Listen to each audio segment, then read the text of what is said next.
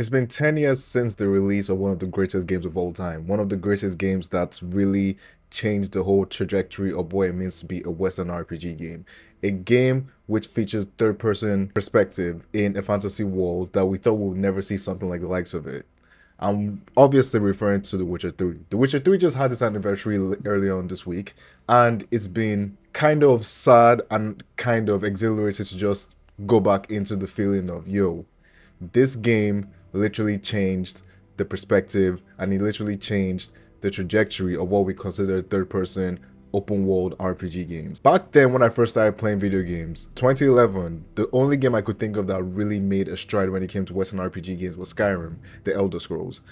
But then going forward 4 years ago, 4 years later, and then we would get a game like The Witcher 3, Wild Hunt, which really changed which in short, it basically influenced almost every single game that comes out now that has a third person RPG element to it. And we still haven't seen any game that has been as dark and as gritty and still reaches up to the quality of what CD Projekt Red actually did with The Witcher 3.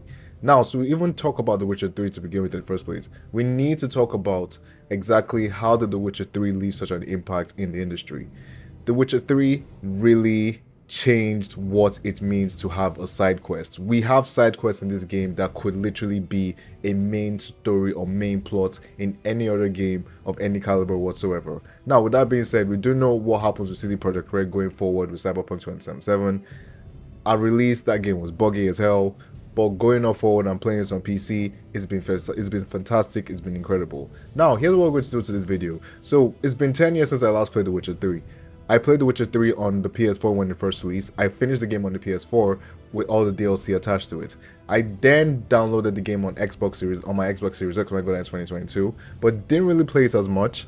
And then now what I am doing is I'm transferring over my file save from my PS4 version onto my PC version. So what we're going to do today is go through The Witcher 3, just explore the game as we did, call back into the world. It's been 10 years in the make. It's been 10 years since The Witcher 3 came out. I think this is the right time for us to actually just, try and actually see how well this game has or hasn't aged. And without further ado, let's head over to the gameplay. And let's talk about now we're finally in the world of The Witcher 3. Now, I'm pretty sure you guys have all seen with the depiction of The Witcher 3 from Netflix, and we know how that turned out with Henry Cavill being Geralt of Rivia. I felt that was like one of the most incredible casting choices we ever got, and it's still sad that we still didn't get to see that to full fruition with Henry being Geralt to his fullest ability, now being replaced by I think Liam Hemsworth, which I don't really care about anymore.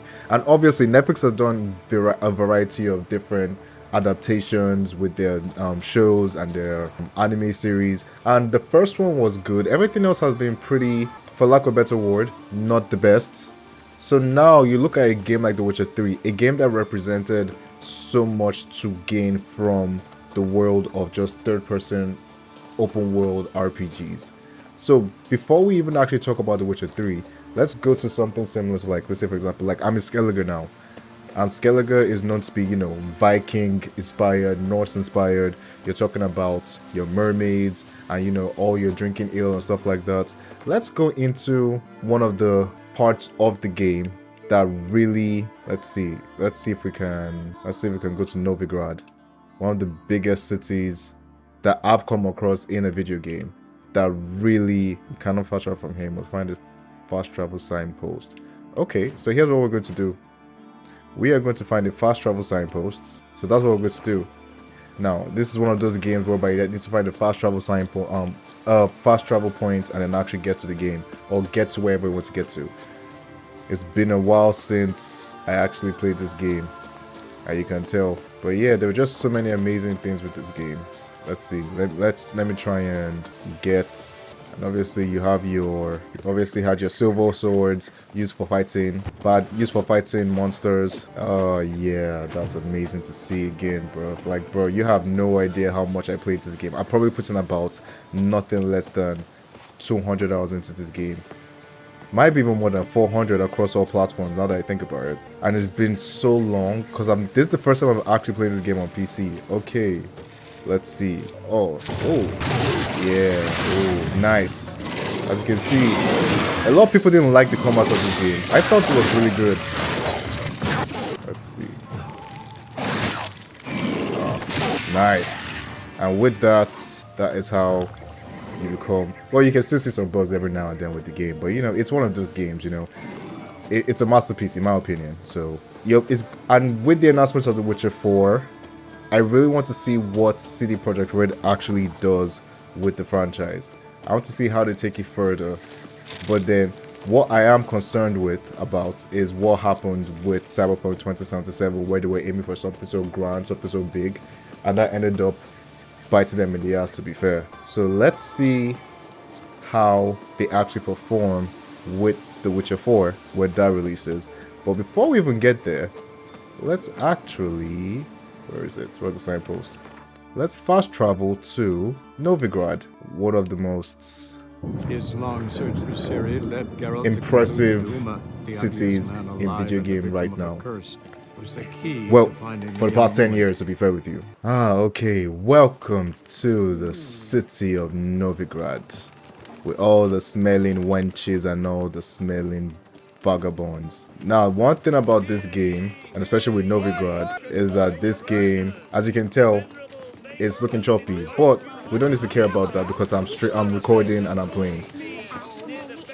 But this game, just look at all these NPCs. This is one thing about CD Projekt Red really did with their games, making the worlds feel very alive, making the worlds feel lived in, and just being in a city as big as this, whereby we're seeing, well, we can see some bugs like some pop-ins and every now and then, but yeah, that's besides the point. Like you see, like for example, you can see I've forgotten what their name was, the Sacred Flame, Witch Hunters or something, very inspired by the actual witch hunts that took place in Europe back then, I think in the 1500s.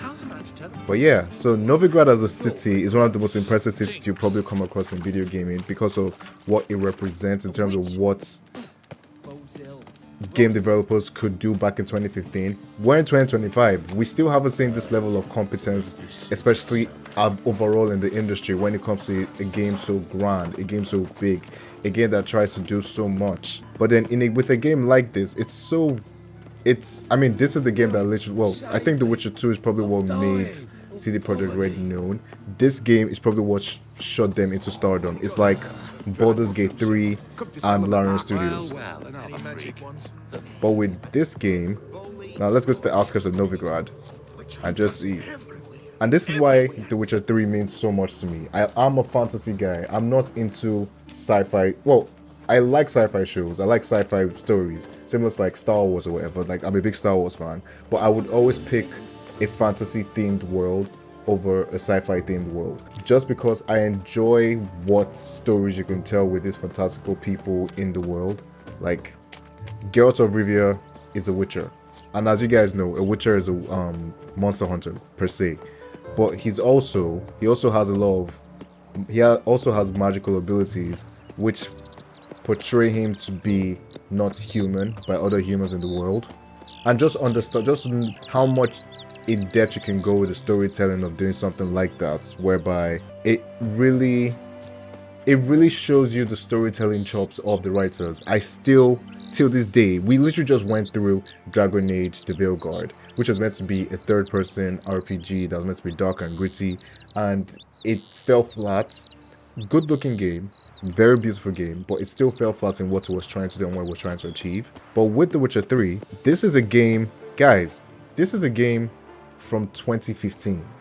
Yes, it's gone over a lot of updates. Yes, it's been improved, it's been optimized, but this is a game from 2015. We still don't get, till now, we still haven't gotten a game well, okay, that's not true. We haven't gotten a game that tries to be this level of ambition, this level of scope, and then also knock it out of the park with its narrative, with its storytelling, with its mechanics. The combats a lot of people don't like. I'm okay with the combats. I just enjoy the concept of playing as Geralt of Rivia. And you actually play as a fantastic character, which I remember when I first played The Witcher 3, I wasn't sure of, oh, I want to play as myself. But yeah, as you can see, we have Geralt of Rivia, and obviously this is the inventory screen where you can have it. You have a majority of different armor types. So heavy, light, and medium. As you can see, if you've watched the Witcher show on Netflix, I'm currently wearing the Witcher themed armor from the Netflix TV show, which is what Henry Cavill wore. Unfortunately, Henry Cavill isn't Geralt of Rivia anymore. But you know what? Let's try doing something that makes this game more entertaining. No. Hey there, shorty. Let's go look for some wenches. It's like we don't get games that tell dark themes that are adults, that are very mature in its storytelling, gritty, makes you think of what the world. In this world, there's no good, there's no bad, there's gray, and you have the occasional evil. You know, I just keep on looking at this game, and I keep on getting lost in just the fact that this is a 10-year-old game, and you can just look at the AI interaction, just how the world is. This feels like London, mate. Well, London in the 1500s, but I'm guessing that's where, maybe that's in some parts of Eastern Europe we're taken from. And you can tell, see the witch hunters burning the books of wizards and magicians of this game. It's, yeah. Let's see if we can actually find. Let's see if we can actually find a wench, for lack of a better word. Let's see. Oh man, Paulson's henchman.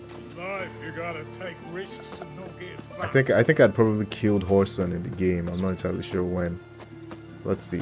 Can I find where the ladies of the knights are?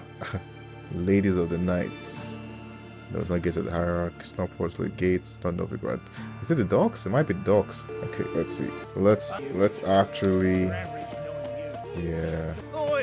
This is so weird. And obviously, you can monster hunt this game, which is the whole point of being a Witcher.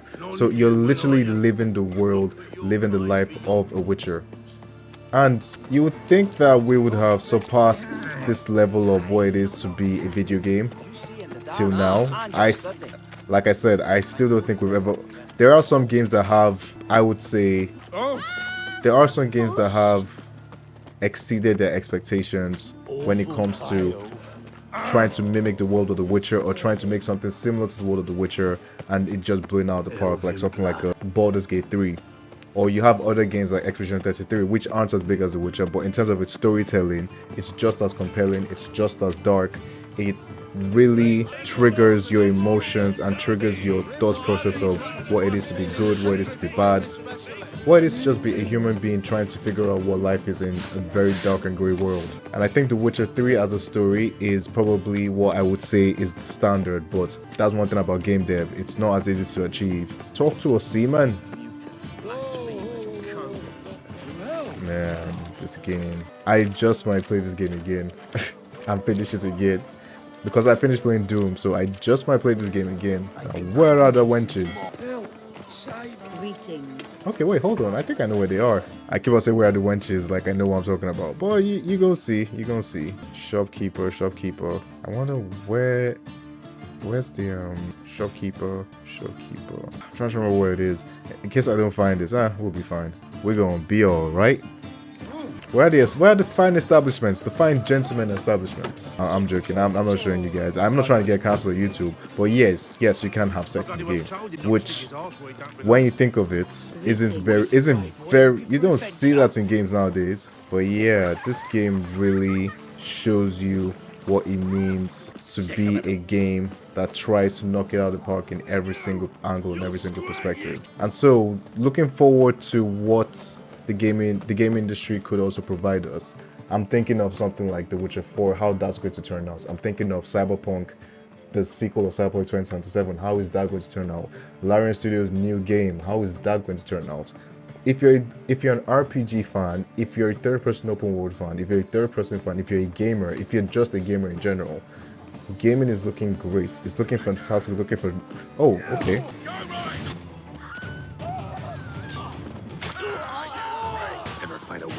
Ever fight a Witcher? God damn! See the racism. Yeah, it's a great game. It's a fantastic game. The Witcher 3, playing it now and just going through it, it still feels like a game that could make it in 2025, which is a crazy thing to say because it's a 10-year-old game. And I don't know what it was about what developers were on with the 2014, 2015, 2016 period, but golly, we had bangers of bangers upon games, man. But anyways, that's what I want to talk about with The Witcher 3, going through the world, experiencing the world, talking to you guys about what I feel about the gaming industry in general, and what I feel about how the gaming industry can do better. I just think a lot of people are restricted by management in terms of what they can achieve. And I think when The Witcher 4 comes out, it's probably going to set. I don't want to put expectation of what The Witcher 4 could do, but it needs to at least surpass The Witcher 3. And obviously, we obviously know about GTA 6 coming out next year, which is another game that's going to be, yeah, that's going to be a stupid game, fam. Like stupid as in a good way. So that's all I have to say. Thank you guys for watching the video. I hope to hear from you soon. I'm gonna see you on the next one. And we're going to start ramping up on the Nintendo Switch coverage because Switch is here, baby. It's here. It's about to be here. Thank you guys for watching the video. Hope to hear from you soon. I'm gonna see you on the next one. Peace out.